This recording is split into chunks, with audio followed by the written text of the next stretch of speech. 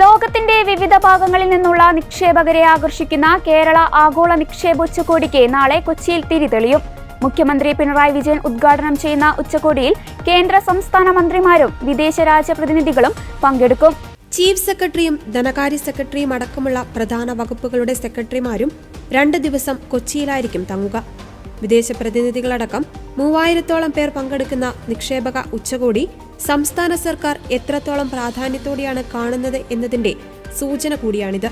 പ്രതിപക്ഷ നേതാവ് വി.ഡി. സതീശൻ ഉദ്ഘാടന സമ്മേളനത്തിലും പ്രതിപക്ഷ ഉപനേതാവ് പി.കെ. കുഞ്ഞാലിക്കുട്ടി സമാപന സമ്മേളനത്തിലും പ്രതിപക്ഷ നിരയിൽ നിന്ന് പങ്കെടുക്കും.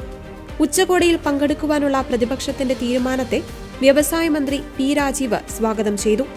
സംസ്ഥാനത്തിന്റെ വികസനത്തിന്റെ കാര്യമാണിത്. അതുകൊണ്ട് തന്നെ ഇത് നമ്മുടെ കുടുംബത്തിലെ കാര്യമാണെന്നാണ് മന്ത്രി പറഞ്ഞത്. കുടുംബത്തിലേക്ക് ആരെങ്കിലും വരുമ്പോൾ കുറ്റവും കുറവും പറഞ്ഞിരിക്കാതെ പോസിറ്റീവായി ചിന്തിക്കുവാനുള്ള അവസരമാണിതെന്നും അദ്ദേഹം കൂട്ടിച്ചേർത്തു. 26 രാജ്യങ്ങളിൽ നിന്നുള്ള നയതന്ത്ര പ്രതിനിധികൾ ഉച്ചകോടിക്ക് എത്തുന്നുണ്ട്. അതേസമയം 3 രാജ്യങ്ങളിൽ നിന്ന് മന്ത്രിതല സമിതികളും വരുന്നുണ്ട്. മുഖ്യമന്ത്രി സ്ഥലത്തുള്ളതിനാൽ ചർച്ചകളുടെ അടിസ്ഥാനത്തിൽ വേഗത്തിൽ തീരുമാനമെടുക്കുവാൻ കഴിയുമെന്നും സംസ്ഥാനത്ത് വരുന്ന നിക്ഷേപത്തെക്കുറിച്ച് വളരെ യാഥാർത്ഥ്യബോധത്തോടെയുള്ള കാര്യങ്ങൾ മാത്രമേ പറയുന്നുള്ളൂവെന്നും മന്ത്രി പി. രാജീവ് വ്യക്തമാക്കി.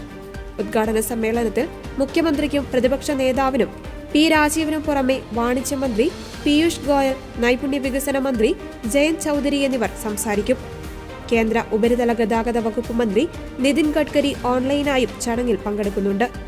UAE സാമ്പത്തിക മന്ത്രി അബ്ദുൾ ബിൻ തുക് അൽമാരി, ബഹ്റൈൻ വാണിജ്യ വ്യവസായ മന്ത്രി അബ്ദുൾ ബിൻ അദൽ ഫക്രു, പ്രതിപക്ഷ നേതാവ് വി.ഡി. സതീശൻ തുടങ്ങിയ നിരവധി പ്രമുഖർ ഉച്ചകോടിയിൽ പങ്കെടുക്കും.